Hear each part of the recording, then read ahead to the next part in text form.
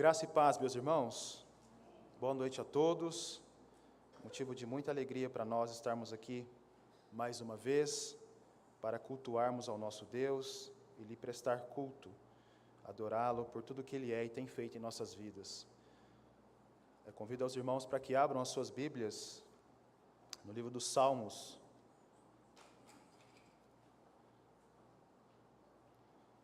Salmo de número 3. Nós tivemos a oportunidade de expormos aqui o Salmo de número 1, o Salmo de número 2, e hoje, com a graça de Deus, eu irei expor o Salmo de número 3.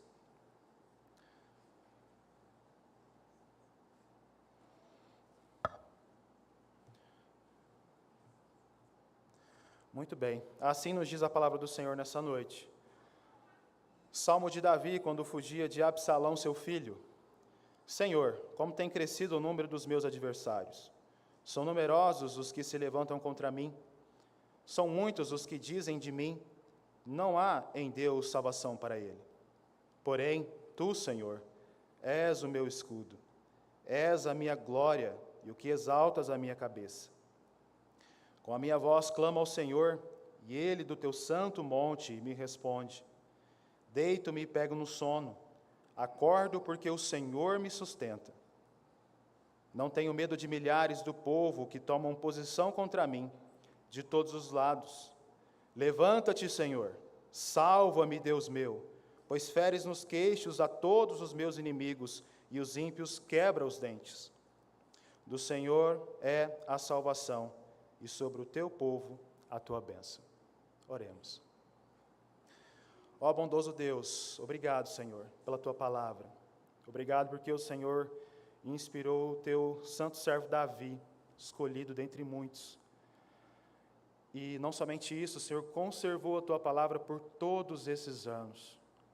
Muito obrigado por essa preciosidade, Senhor. Muito obrigado porque a Tua palavra nos alcançou, o Teu favor nos alcançou.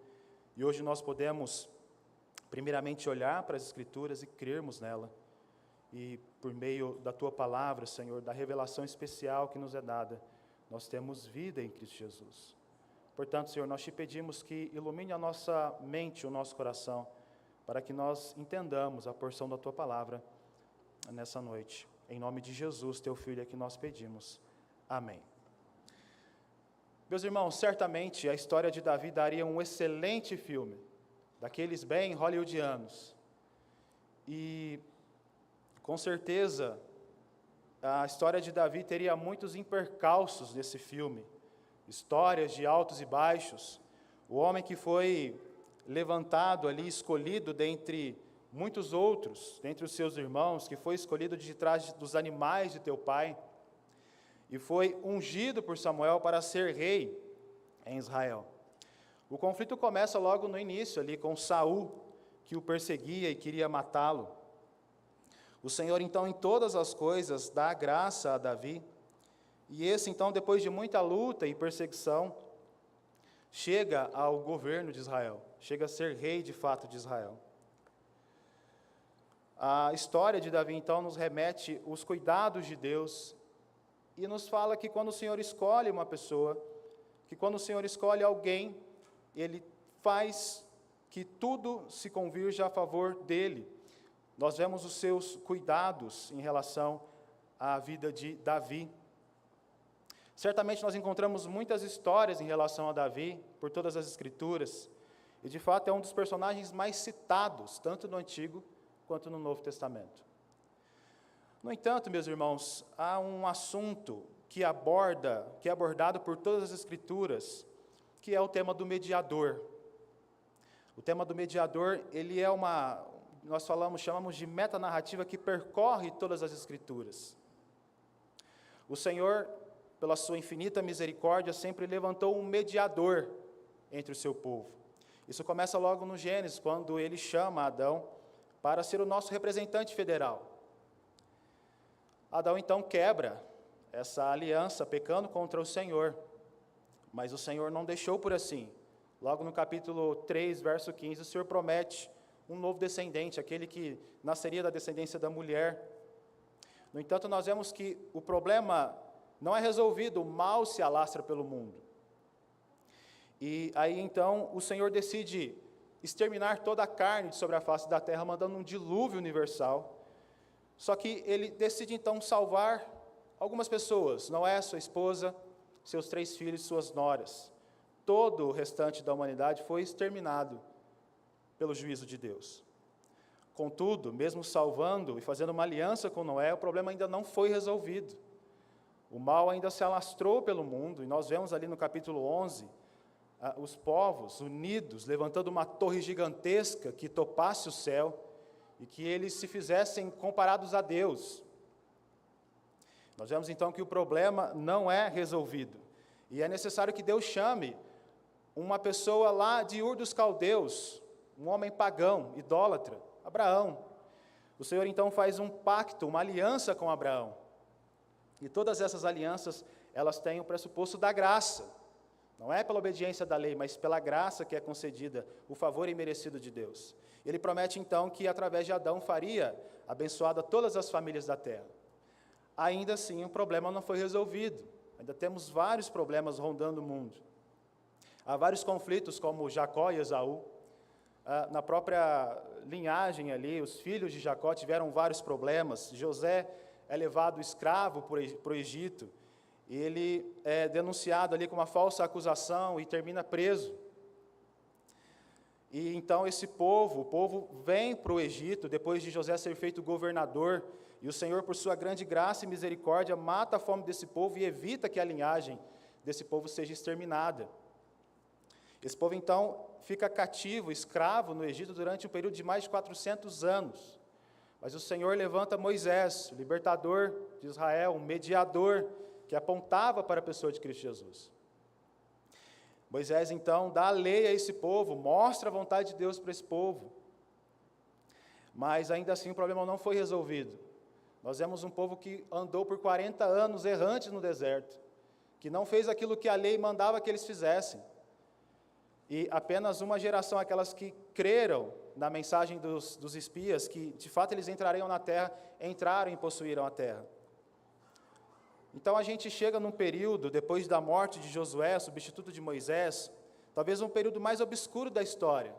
Israel era governado por juízes, e cada um fazia aquilo que achava melhor. Chegou num ponto de muita degradação. E esse povo então começa a pedir um rei para o Senhor. Mas o problema desse pedido não era o rei, mas a forma com que eles queriam esse rei.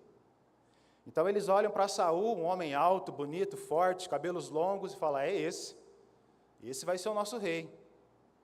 Então o Senhor, no seu decreto permissivo, tudo bem, vocês querem, eu então o darei. E o resultado a gente conhece. O resultado de Saul à frente de Israel foi catastrófico. Graças a Deus que ele então levantou um mediador, Davi, no seu lugar para reinar sobre Israel. O Senhor fez uma aliança perpétua com Davi. Lá no livro de 2 Samuel, que nós lemos aqui no capítulo 7, o Senhor promete que o seu reino jamais teria fim, e que um filho nasceria de Davi, e que esse expandiria o reino de Israel. Todavia, esses personagens todos erraram, e cometeram muitas bobagens, e Davi foi um desses. Esse salmo que acabamos de ler, meus irmãos, retrata um contexto que começa lá no capítulo 11 do segundo livro de Samuel. Davi estava na cobertura ali do seu palácio, no momento errado, na hora errada, ele devia estar na guerra, estava em casa, desfrutando do seu lazer, e ele então olha para Batseba e a deseja. E ele então comete adultério com essa mulher. Sabendo que ela estava grávida, ele chama então o seu esposo, Urias, o geteu, para que ele viesse dormir com a sua esposa, para que fosse colocada então, digamos, a culpa sobre ele. Esse homem não quis ficar, ele foi decente o suficiente para falar: rei, eu preciso ir para a guerra. Esse homem então volta para a guerra, e como nós estudamos hoje pela manhã com jovens, um pecado puxa o outro. Davi então decide conspirar na sua morte, coloca ele na linha de frente da batalha, e Urias é morto. Mas nessa noite, meus irmãos, nós vamos aprender que o Senhor por mais que tenha nos salvado e nos redimido pelo sangue de Cristo Jesus, Ele punirá os nossos pecados. Nós vamos ver que o Senhor pune os seus pecados, que o Senhor pune o meu pecado, que o Senhor também puniu o pecado de Davi. Ele então envia Natã e lhe dá uma sentença muito dura. Natã diz que a espada jamais se apartaria da casa de Davi. E o que nós encontramos a partir daqui é Aminon abusando da sua própria irmã e cometendo incesto. Logo depois, Absalão mata o seu próprio irmão e foge por um certo período. Quando Absalão volta, ele fica mais ou menos 2 anos em Jerusalém sem que Davi sequer fale com ele e trate esse problema. E os problemas, quando não é tratado, eles vão se aumentando e crescendo cada vez mais. Então, nós vemos que Absalão, como nós lemos aqui nessa noite, começa a conspirar, a roubar o reino de Davi.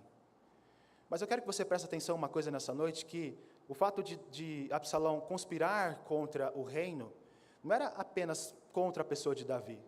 Ele estava conspirando contra o reino do Senhor, contra o reino do próprio Deus. Ele estava querendo roubar o trono de Cristo, e não somente o trono de Davi. Mas, nessa noite, meus irmãos, nós vamos ver e aprender de que, primeiro, o Senhor trata os nossos pecados, mas nós vamos aprender à luz desse salmo de que a confiança inabalável em Deus em meio à adversidade faz toda a diferença.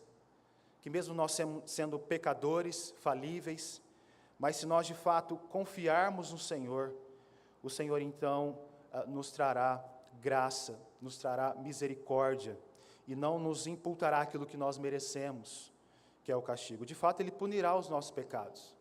Há uma compreensão muito errada nos dias atuais, de que o fato de Cristo ter morrido por nós, isso exime a nossa responsabilidade social e perante o próprio Deus de nossos pecados. Pelo contrário, o Senhor pune o seu povo. Então, eu quero trabalhar com vocês nessa manhã como é que nós vivemos uma vida de fato confiada no Senhor em meio à adversidade. Entender que o Senhor traz esses momentos turbulentos na nossa vida para nos corrigir, para corrigir o nosso coração e para nos trazer de volta aos caminhos do Senhor. Primeiro ponto, então, a gente aprende que Davi, ele tinha total dependência a Deus em meio à adversidade. Davi aprendeu bem. Davi se arrependeu de fato do seu pecado. E ele sabia que essa punição, esse caos que estava instalado em Israel, no meio do seio da sua família, tinha um motivo, consequência do seu pecado. Mas nós vemos, nos versos de 1 a 3, nesse primeiro ponto, que Davi ele tem uma perspectiva de se achegar diante do Senhor e mostrar uma total dependência de Deus, como nós vamos aprender a partir do verso 1. Nós vemos que Davi vai buscar ao Senhor. A primeira coisa que Davi faz diante dessa situação em que ele se encontrava, como nós lemos aqui, chorando, com a cabeça coberta, descalço, um rei outrora que estava no trono em Jerusalém, com todo o aparato real, agora ele está caminhando descalço, chorando e temeroso, mas há uma questão bastante importante aqui. Davi entrega a sua confiança e a sua dependência ao Senhor. Verso 1, ele diz: Senhor, como tem crescido o número dos meus adversários. São numerosos os que se levantam contra mim, são muitos os que dizem de mim, não há em Deus salvação para ele. Davi, claramente, meus irmãos, busca em primeiro lugar confiar no Senhor, pois ele sabe que o motivo pelo qual lhe sobreveio essa situação degradante é a consequência do seu próprio pecado. Como nós lemos em 2 Samuel, no capítulo 12, verso 10, que nos diz assim a palavra do Senhor, palavras de Natã: agora, pois, não se apartará a espada jamais da tua casa, porquanto desprezaste e tomaste a mulher de Urias o Heteu para ser tua mulher. Davi sabia que a consequência disso era o seu pecado, e que ele precisava mais do que tudo agora mostrar a sua total dependência do Senhor e pedir graça para que Deus o livrasse dessa situação. A multiplicação dos inimigos de Davi aponta para a rebelião dos ímpios. Não somente os povos que perseguiam, as nações externas que perseguiam a Davi, mas agora o seu próprio povo, aquele povo que foi governado por ele, agora estava conspirado, estava unido contra ele, contra o seu reino. Eles queriam tirar Davi do trono, matar Davi para colocar Absalão no lugar dele. Mas nós vemos que a primeira coisa que Davi faz então é buscar ao Senhor. Ele demonstra a sua total dependência de Deus. Mas ele mostra também a sua confiança na soberania divina e na providência do Senhor. Verso 3: porém tu, Senhor, és o meu escudo, és a minha glória e o que exaltas a minha cabeça. A declaração de Davi de que Deus é o seu escudo e glória reflete a doutrina da providência, meus irmãos. Deus é um observador passivo, não observador passivo, mas ele age ativamente na história, protegendo e cuidando do seu povo.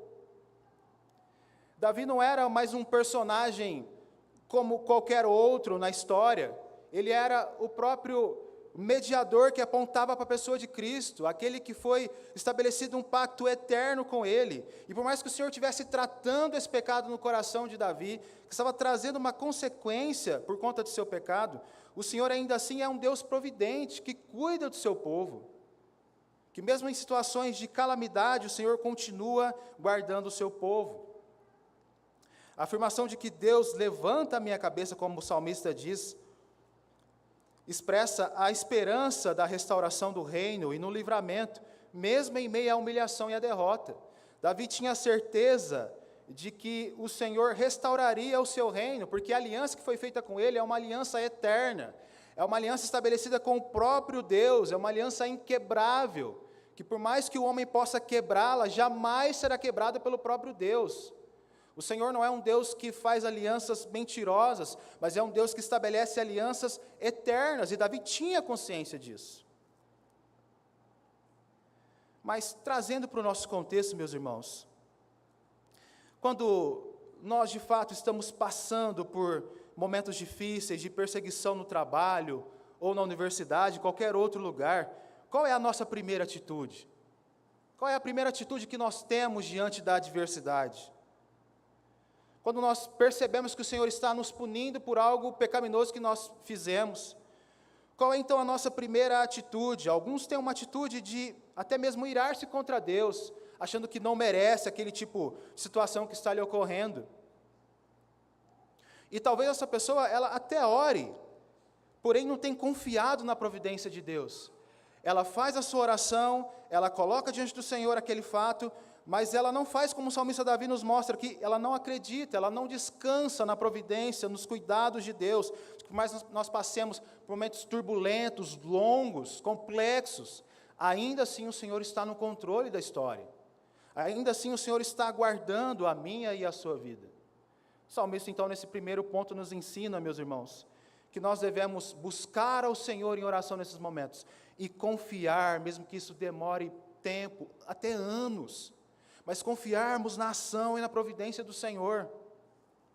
A palavra de Deus, então, nos ensina a orar em todo o tempo, incessantemente, apresentando a Deus as nossas petições e súplicas diante do Senhor. Mas depois de orar, nós devemos confiar, entregar essa situação, nós devemos confiar e esperar no Senhor, e assim descansar na sua providência. É por se lembrar disso, exatamente desses fatos, que Davi tem a certeza de que o mesmo Deus da aliança que agiu no passado, age no presente. E por isso ele tem a certeza de que as suas palavras não serão lançadas ao vento, não serão palavras que não têm efeito nenhum, mas pelo contrário, o Deus que estabeleceu aliança com Davi e todo o seu povo de Israel, é o Deus que ouve a oração do seu povo e atende a sua igreja, o seu povo nos dias atuais, das suas aflições. Davi então nos remete ao ponto 2 desse sermão, que depois de ter feito tudo isso, confessarmos a nossa total dependência do Senhor, nós precisamos ter uma confiança plena em Deus. Versos de 4 a 6. O salmista nos diz: com a minha voz clamo ao Senhor, e ele do teu santo monte me responde. Deito-me e pego no sono, acordo porque o Senhor me sustenta. Não tenho medo de milhares do povo que tomam posição contra mim de todos os lados. Davi, ele ampara a sua confiança no Senhor, e sabe que Deus jamais quebrará a aliança que ele fez com ele. Portanto, a sua âncora não está amparada no seu braço militar, no seu exército, nas suas relações internacionais, no seu poderio militar, na sua mira, o qual havia derrubado Golias, na sua performance como rei, mas ele confiava plenamente na ação, porque ele sabia que foi o próprio Senhor que o colocou na posição de rei, e o Senhor cumpriria até o seu último dia como rei de Israel. Ele tem também a certeza da resposta divina, que se baseia na fidelidade de Deus à sua aliança. Ele sabe que o Senhor é fiel às suas promessas, é fiel à sua aliança. Então, ele nos fala que ele descansa, mesmo nesse momento turbulento de perseguição. Ele consegue deitar e pegar no sono e acordar, porque ele sabe que o Senhor o sustenta. Mesmo nesse momento caótico, Davi, olha só, ele consegue se deitar, descansar, porque ele sabe, ele já passou por várias fases ruins na sua vida de perseguição, e ele sabe que mais uma vez o Senhor o guardará. Ele sabe que mais uma vez o Senhor estará com ele. Davi, então, ele não se atemoriza pelos militares que tentam tirar-lhe a vida, pelo todo o aparato, aquela conspiração que movia grande número de pessoas, dirigida por Absalão. Ele sabia que todos esses homens seriam frustrados diante do decreto de Deus. E sabe, irmãos, talvez nós estejamos agindo como o povo hebreu no deserto, orando, porém querendo as coisas no nosso tempo, desconfiados de Deus. Será que de fato isso vai me acontecer? Será que de fato Deus irá cumprir com a sua promessa? E como consequência dessa incredulidade, dessa conduta pecaminosa, vivemos ansiosos, preocupados, aflitos, desesperançosos, sem esperança no mundo. Olhamos para esse mundo turbulento, a gente abre o jornal e só vê notícias ruins, e às vezes nós nos perguntamos, cadê Deus nessa história? Cadê as promessas que o Senhor nos prometeu? E nós andamos ansiosos porque nós deixamos de crer nas promessas que o Senhor fala na sua palavra, promessas essas que jamais foram quebradas, que o Senhor prometeu cabalmente daquilo que havia prometido ao seu povo. Meus irmãos, nós precisamos essa noite, na nossa vida, no nosso cotidiano, desesperadamente, sossegarmos nos braços de Deus, nos lembrarmos dos teus grandes feitos no passado. Tirou o povo hebreu do Egito com forte mão, massacrou os deuses do panteão egípcio, abriu o mar vermelho para esse povo passar, mandou uma coluna de nuvem durante o dia para lhes cobrirem do sol, uma coluna de fogo durante a noite para que eles não morressem de frio e não se perdessem no caminho, fez água brotar da rocha, fez aves cair do céu para que esse povo se alimentasse, deu o maná do céu e os levou para uma terra que manava leite e mel, fez dela uma nação poderosa.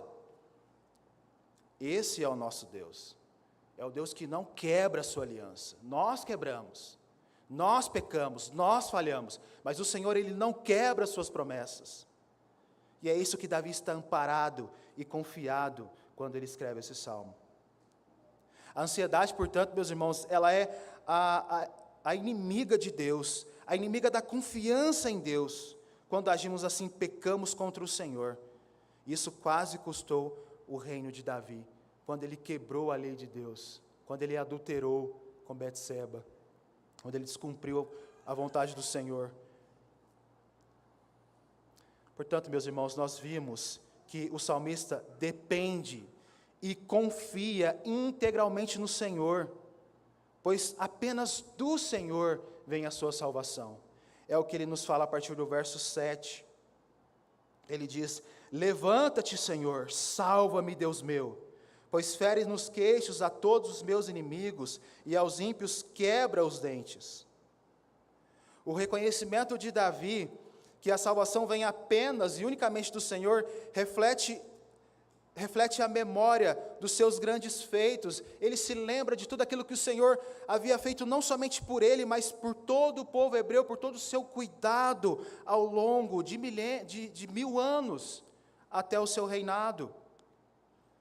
Ele se lembra que o Senhor o livrou das mãos de Saul, de todas as nações inimigas que se rebelaram contra Davi. Deus deu vitória para Davi contra todas as nações que tentavam destronar Davi, que tentavam matar, tirar a vida de Davi. O Senhor lhe deu vitória sobre todas as coisas, e Davi está se lembrando desses fatos aqui. Ele está trazendo à memória tudo aquilo que o Senhor fez na vida dele. Quantas vezes, meus irmãos, nós não andamos ansiosos e desconfiados das promessas de Deus, porque nós nos esquecemos das promessas. Nós nos esquecemos de tudo aquilo que o Senhor já fez na nossa vida. Nós esquecemos que o fato de nós dormirmos, acordarmos com saúde, de gozarmos de uma boa saúde, de termos uma boa casa, de termos uma família, de termos, sobre tudo isso, a salvação em Cristo Jesus, nós nos esquecemos disso muitas vezes. E andamos ansiosos. Meus irmãos, o que o salmista está nos ensinando aqui é que o nosso Deus, o único Deus, o Deus o qual ele servia, é o Deus que faz todas as coisas, que não somente faz as coisas no macro, mas também no micro, que cuida de cada detalhe da sua vida, de cada passo que você deu, do momento em que você nasceu até o dia de hoje, até esse momento, o Senhor esteve com você a cada momento, te livrou de coisas que você nem imagina, o Senhor esteve com você o tempo todo. O salmista, então, ele declara que a salvação, ela não vem do seu braço, ela não vem da força estatal israelita, do exército militar, mas ele declara a mesma coisa que está escrito em Provérbios, quando diz: os homens podem preparar seus cavalos para o dia da batalha, mas somente o Senhor é quem dá a vitória. A vitória vem unicamente do nosso Senhor. Então ele fala no verso 8, do Senhor é a salvação, e sobre o teu povo a tua bênção. Sobre esse povo da aliança está a bênção do Senhor, como nós vimos no Salmo 2, no final: bem-aventurados todos os que nele se refugiam. Como nós lemos no início do Salmo 1, bem-aventurado o homem que se encontra nessa lista. Agraciado será o povo da aliança, esse povo que foi agraciado por Deus, que foi perdoado por seus pecados, que foi chamado em todas as gerações, em todas as épocas. E agora essa aliança se concretiza, ela chega no seu ápice, na sua plenitude, na pessoa de Cristo Jesus. Davi era um tipo de Cristo que apontava para o Senhor Jesus, um mediador que apontava para um mediador muito superior e maior, que é o nosso Senhor Jesus. E o salmista Davi está esperançado nessa confiança, porque ele sabia que ele não traria salvação para si mesmo, que a sua performance, o fato dele ser um rei bem-sucedido, vitorioso nas batalhas, isso não era o fato dele ser abençoado e ser enxertado nessa aliança. Mas ele sabia que era por meio do Senhor, como ele diz no verso 8, do Senhor é a salvação, e sobre esse povo ele ordena a sua bênção. Para nós finalizarmos, meus irmãos, nessa noite, talvez nós tenhamos vivido tão distante de Cristo, que não temos percebido isso. Como isso acontece? De duas maneiras. Quando perdemos a sensibilidade de enxergar a disciplina de Deus em meio às adversidades.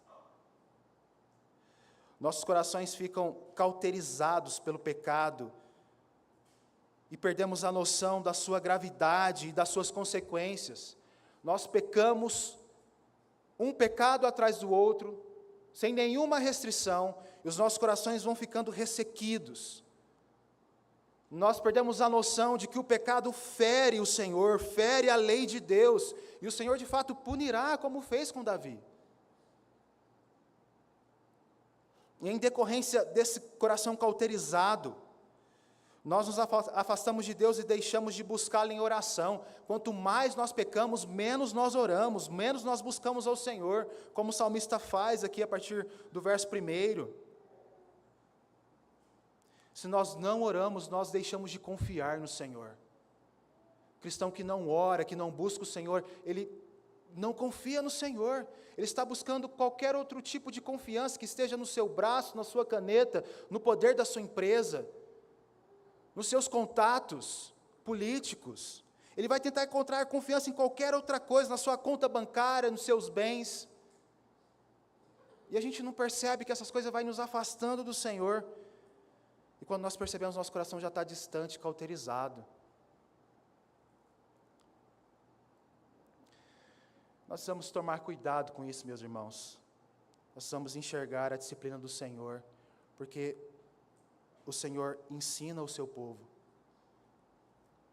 Pode ser que até confessamos a Cristo como o nosso suficiente Salvador, porém nos amparamos mais na nossa assiduidade nos cultos, na nossa nomenclatura, na nossa performance pessoal, ou em qualquer outra atribuição própria, que às vezes nós deixamos de enxergar a grandeza do ato salvífico de Cristo na cruz. E nós nos amparamos tanto naquilo que falamos ou fazemos, que nós esquecemos que o fato de nós estarmos aqui é por graça e por mérito de Cristo Jesus apenas e nada mais.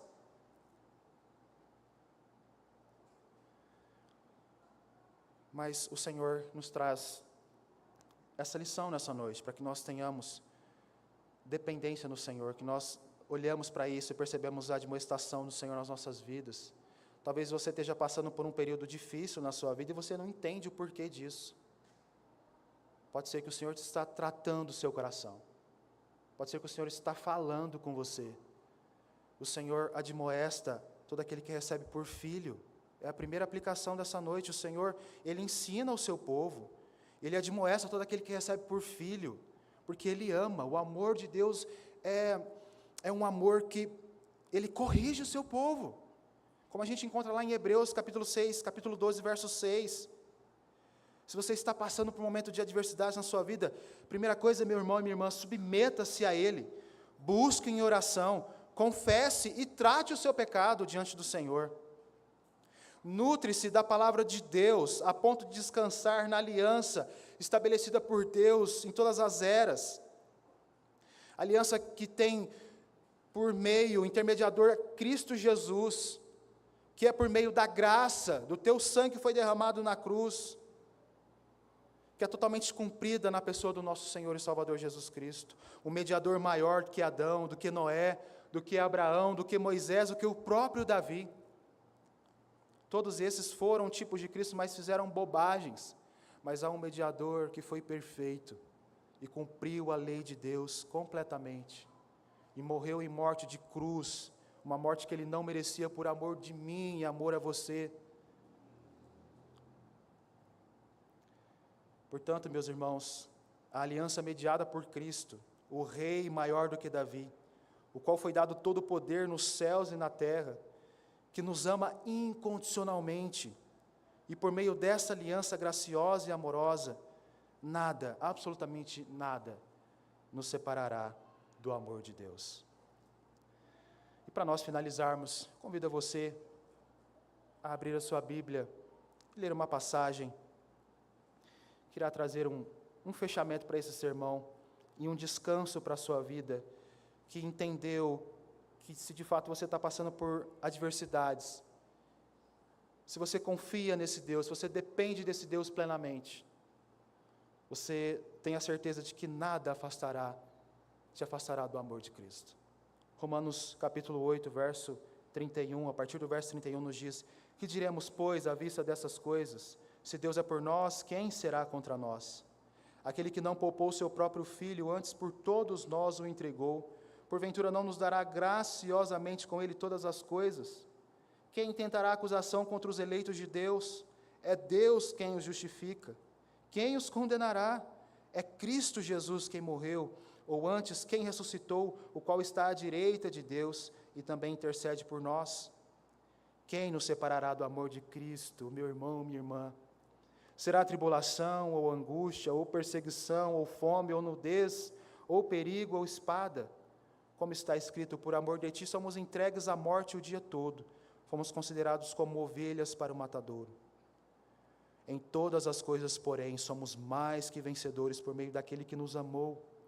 Porque estou bem certo de que nem a morte, nem a vida, nem os anjos, nem os principados, nem as coisas do presente, nem do porvir, nem os poderes, nem a altura, nem a profundidade, nem qualquer outra criatura poderá separar-nos do amor de Deus, que está em Cristo Jesus, nosso Senhor, nosso mediador dessa aliança. Meu querido irmão, minha querida irmã, que está amparado na pessoa de Cristo Jesus, nesse mediador maior do que Davi, eu quero dizer para você que há esperança para você nessa noite, para que você descanse no Senhor Jesus, que você o busque em oração e dependência total a Ele. E para você que ainda não chegou a essa compreensão, busque o Senhor. Fala, Senhor, abra o meu coração, abra o meu entendimento, me mostre a grandeza e o amor desse Senhor que verteu a sua vida, que entregou a sua vida e verteu o seu sangue por nós na cruz do Calvário. Vamos orar? Ó Deus, diante da Tua palavra, o que cabe a nós é nos submetermos a Ti. Sabemos, ó Deus, que o Senhor sempre esteve e sempre estará com o seu povo.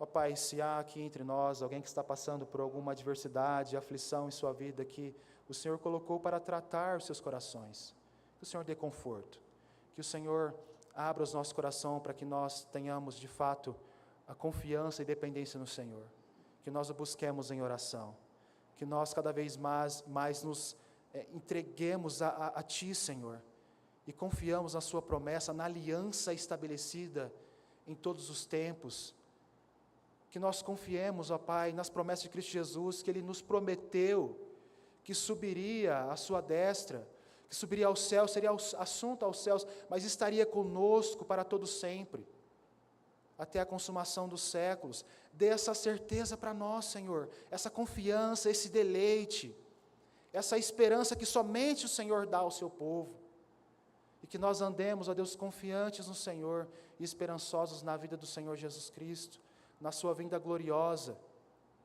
que porá um fim, de uma vez por todas, no pecado que nos acomete, que nos afasta do Senhor. Faça assim, ó Deus, em nome de Jesus. Amém. Muito bem, meus irmãos, vamos entoar então o último cântico dessa noite, exatamente o que nós lemos aqui no final: quem nos separará? Cantemos, nos coloquemos de pé.